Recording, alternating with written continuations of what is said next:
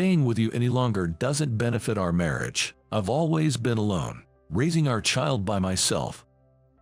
Saying this, my wife took our high school daughter and left. What I was left with was the mortgage of a luxurious high-rise condo and the large furniture we bought when we first got married. I looked around the empty room and felt utterly hopeless, all alone. I'm George, 45 years old. After graduating from college, I struggled and finally passed the bar exam on my 4th attempt. I joined a law firm after completing my legal training. I went through the grind of being a freelance lawyer, working late nights and weekends as a matter of course. When I was a newly minted lawyer, I married Lily, a go-getter career woman. Even after getting married, we were both consumed by our work, but a few years later, we were blessed with a daughter, Julie. I wanted to help Lily, who was struggling with parenting, but I was hardly ever there to support her. Not only was I busy with study groups on weekends, but I also had to attend golf and other business entertaining events. Moreover, both Lily and I had families far away, so we had no one to rely on for childcare. Thus, Lily handled almost everything from daycare drop-offs to household chores, and I remained involved in parenting for over a decade. I opened my own law firm to increase my control over my time and tried to repair our strained marriage. Though I was still busy, being my own boss allowed me to avoid late nights and made it easier to take weekends off. I wanted to make up for our past misconnections. I desperately tried to help Lily with household chores and spend more time with Julie, putting in a commendable effort. But it might have been too late. Whenever I was home, I felt their cold stares. Julie, having graduated middle school, didn't need me anymore. One evening, "Can we talk? I have something important to discuss." Sitting across from Lily, I was unaware of her true intentions. As Julie is starting high school, I want a divorce. I can live on my own and support Julie. There's no need for us to live together as a family of 3. Once Julie is independent, I can't envision spending our later years together, so it's better we start our separate lives as soon as possible. Lily explained this matter-of-factly. I was stunned by her sudden proposal and couldn't think straight. But I've tried my hardest, setting up my own firm to create time for us. We don't need to talk about divorce. There's still a chance to fix things. With my income, you don't have to work so hard. I tried my best to persuade her, but Lily's expression darkened. I've always hated that mindset of yours. I don't want to be provided for. I want to live as equals. I can never forgive you for turning your back on the family when it was hardest. I want to live freely with Julie from now on. As she said this, she placed the divorce papers in front of me. Not only had she completed her part, but she had also already signed them. I was speechless. That moment, I remembered Lily was a fierce career woman before we got married. It was too late. Everything was far too late. Upon divorce, we proceeded with discussions on property division, custody, and child support. I never imagined my profession as a lawyer would be useful in such a situation. Once all the procedures were completed, Lily and Julie left the house. Their backs, not once looking back, showed no signs of lingering attachment. The divorce shattered the life plan I had envisioned. If I was to live alone, there was no need to work so hard anymore. Decades of lonely days lay ahead. I kept working, but I had lost all purpose in life, mechanically commuting between my office and my empty condo. Good morning. It's been 5 years since I started my own law firm. I go to the office at the same time every morning. Fortunately, I have a stable client base from my previous firm.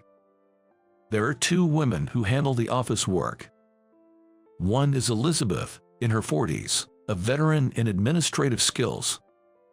The other is a calm and beautiful woman in her late 20s, named Jessica, who has been an office clerk for only half a year. I've been asking them to focus on accounting tasks, but recently, Something has been bothering me. There's a tense relationship between the two female employees, with Elizabeth, the senior, being particularly harsh towards Jessica. Unlike other employees who are often out, they work facing each other every day, making the atmosphere in the office quite evident. Since Elizabeth is in a higher position and more experienced, Jessica often ends up being criticized and becomes timid. Before I knew it, Jessica was becoming more withdrawn, afraid of getting scolded, and lost her liveliness.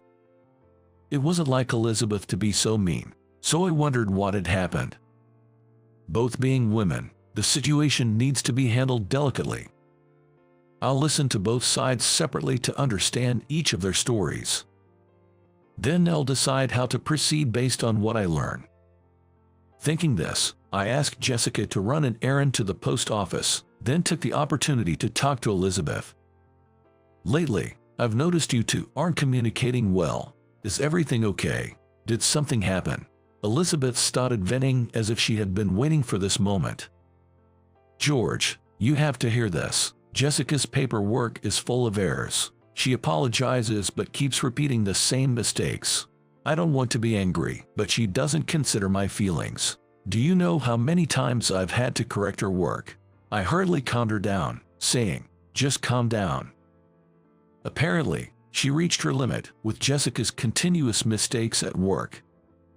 Jessica is a calm and beautiful woman in her late 20s. She's not only good-natured but also stylish, and she's well-liked by male colleagues and clients. Sitting across from her and being constantly reminded of their different treatments, Elizabeth might not find it amusing. Though she didn't say it outright, it was clear that there were reasons beyond work that aggravated Elizabeth. I had been concerned about their relationship for some time, but had struggled to take action. If I sided with Elizabeth, Jessica might feel cornered and quit, but if I supported Jessica, Elizabeth's behavior might worsen.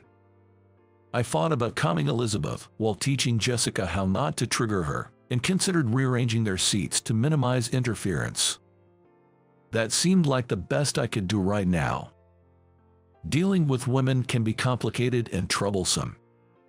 Suggesting that we just go out for drinks and let bygones be bygones would likely be dismissed as insensitive. Worse, they both might start seeing me as an adversary. All I wanted was for them to continue working peacefully, without having to put in extra effort. I sighed, oh boy, holding my head in frustration, cursing my own immaturity for not being able to resolve this despite being a lawyer. Then one day, on my way back from a client visit, I spotted Jessica sitting alone on a park bench, looking downcast. Seeing this as an opportunity to discuss her issues with Elizabeth, I approached her gently. Tired, huh? Taking a break? George, sorry to bother you, but I've been concerned because you've seemed down lately. When Jessica turned to face me, she awkwardly averted her eyes. I'm sorry, She suddenly looked up, struggling to find words, and tears began to overflow from her large eyes. This was bad. As a lawyer, I'm used to dealing with tears, but this situation in a park during broad daylight was highly problematic. I quickly offered her a handkerchief and sat beside her, gently calming her down. Although I felt uncomfortable being watched by curious onlookers, I decided to patiently wait until she regained her composure. Despite the discomfort of being watched, I went to buy a cup of coffee from a nearby cafe. Holding the coffee I handed her, she cried for a while, but eventually managed to whisper a faint sorry. Are you okay? Did something happen? Jessica, if you'd like, I'm here to listen. Talking about it might help you feel better. I handed the coffee for her. Jessica quietly said thank you and began to speak in bits and pieces. Actually, I had a fiancé, and we were planning to marry next year, but he cheated on me with another woman, and she got pregnant. I had no choice but to step back, and I'm just shocked. Internally surprised, I maintained my composure and nodded, saying I see. I can't sleep alone at home. It's too unsettling. Even though I've been taking medication prescribed by a doctor, the side effects make me space out, and now I'm constantly messing up at work. I feel terrible for causing trouble at the office, even though I'm trying to be careful. Listening to her tearful confession, I finally understood her situation. But the roots of the problem to be solved run deep. Above all, she needs to recover on her own, and there's only so much I can do to help. Take your time to rest and recover. If you don't want to be alone at home, maybe consider going back to your family home for a while. Relying too much on medication isn't good either. It's important to rest both your mind and body. I genuinely tried to offer my support.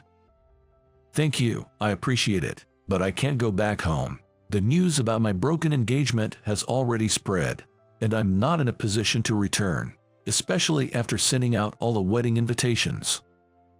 She was in a situation with no easy way out. I pondered deeply with my hands clasped. I see. Well, give me some time, okay? I'll try to think of something too. Standing up, I saw her looking at me, slightly bewildered. For now, don't dwell on things too much.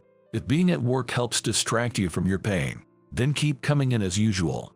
Until you feel better, I'll assign you different tasks, so you don't have to worry about making mistakes. I'll head back to the office first and let everyone know that I've assigned you to different field work. So take your time and come back when you're ready. After saying this, I headed back to the office without waiting for her response. The next day, I rearranged the office setup. Coincidentally, our contracted cleaning service was scheduled for the weekend. Explaining it as a redecoration in anticipation of their visit, no one questioned the change. I moved Elizabeth's seat away from Jessica and assigned Jessica different tasks. These included organizing office supplies, managing clients, and overseeing compliance with employee overtime and paid leave. Unlike her original accounting role, these tasks wouldn't lead to critical errors, and I would be the final checker, which eased the burden. Assigning a male colleague to assist Elizabeth as her support would likely improve her mood. The male staff, involved in their work's financial aspects, gained new insights and ways of working. It was a general release of tension for everyone. This approach unexpectedly improved the workplace environment significantly within a month. I approached Jessica, who seemed much calmer and more energetic. "Hi, George. Sorry to bother you, but could you take a look at this?" Handing her the documents, I watched as Jessica's eyes widened in surprise. It was a document I had compiled during my spare time, detailing how to claim damages from her former fiancé for breach of engagement. In cases like hers, where the fiance cheats and calls off the engagement, it's possible to claim damages. I know money isn't the solution, and it's not about the money, but you shouldn't have to suffer in silence. And it's legally recognized to claim for the emotional pain you've endured. Jessica stared intently at the documents, frozen. It's up to you to decide what to do. As a lawyer, I'm just showing you an option. If you decide to take action, I'm here to help. I'll assign an employee from my firm who specializes in divorce and women's issues to handle your case. I spoke kindly but firmly. Jessica softly thanked me and said, "Please give me some time to think," before leaving. As I told her, I was fine with whatever she decided. If it could be a source of strength for her and help her move forward, that's all that mattered. Feeling a sense of closure, I returned to my remaining work. A few days later, I faced a dilemma. Suddenly feeling dizzy at the office, I nearly fainted. The diagnosis was anemia due to fatigue, and I had to be hospitalized for tests, forcing me to take almost a week off work.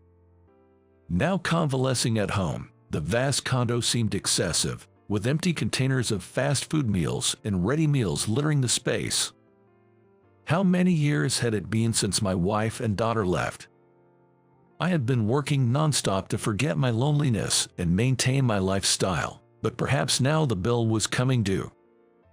Though I'd tried my best, the reality that my family wouldn't return hit me anew. My initial hope that they would always be able to come back ended up being nothing but wishful thinking. Living in such a luxurious place didn't make my everyday life any different from the impoverished days in my cheap college apartment. In fact, now back from the hospital, I struggled with what to eat.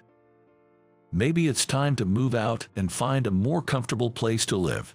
Alone in my room, where no one could hear me, I muttered to myself about how this house no longer felt like mine. Just then, who could it be? Peering at the camera monitor, I saw Jessica standing there. For a moment, I doubted my eyes, wondering if I was mistaken, but there was no doubt about it. It was Jessica. "George, good evening. I'm sorry to bother you while you were off, but I brought some urgent documents to deliver directly to you." Taken aback by this unexpected visit, I composed myself and unlocked the elevator hall. But then I realized the appalling state of my apartment. This is bad. But Jessica was already on her way up in the elevator. As I frantically began cleaning up, throwing trash into garbage bags, the doorbell rang again. "Welcome, I'm sorry you had to come all this way." Sending her away at the door with a simple "that's all" then would be extremely rude, no matter the circumstances. Realizing too late that I was still in my pajamas, I cursed my own lack of foresight. "Are you okay? I heard you suddenly collapsed and was really worried," Jessica said, peering at my face with concern, seemingly unfazed by my appearance. I repeated, "I'm fine," and let her in.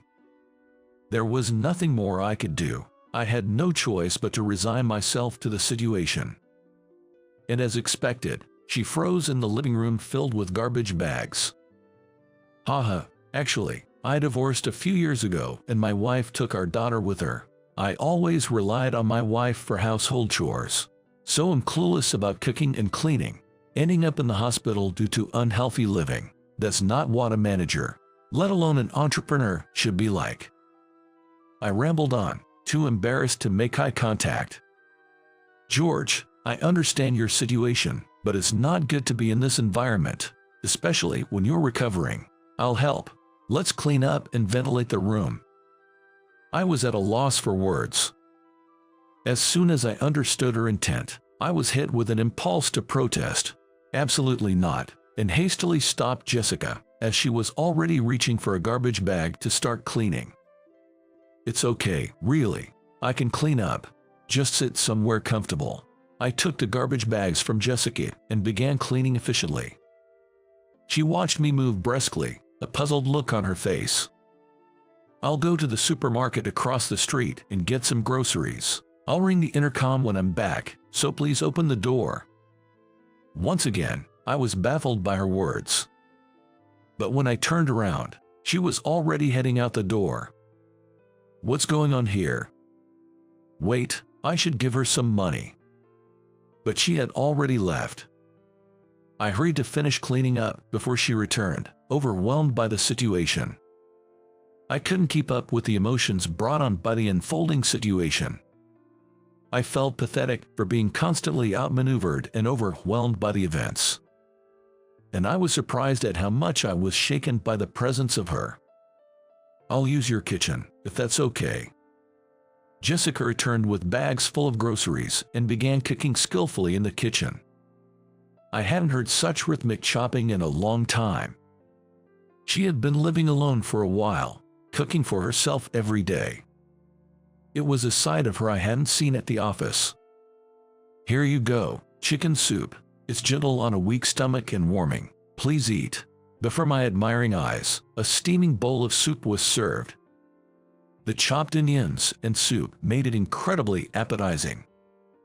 How long had it been since I had such a meal? I thanked Jessica with a satisfied smile and tasted it. Delicious, truly delicious. For the first time in a long while, I felt a meal spread warmth throughout my body.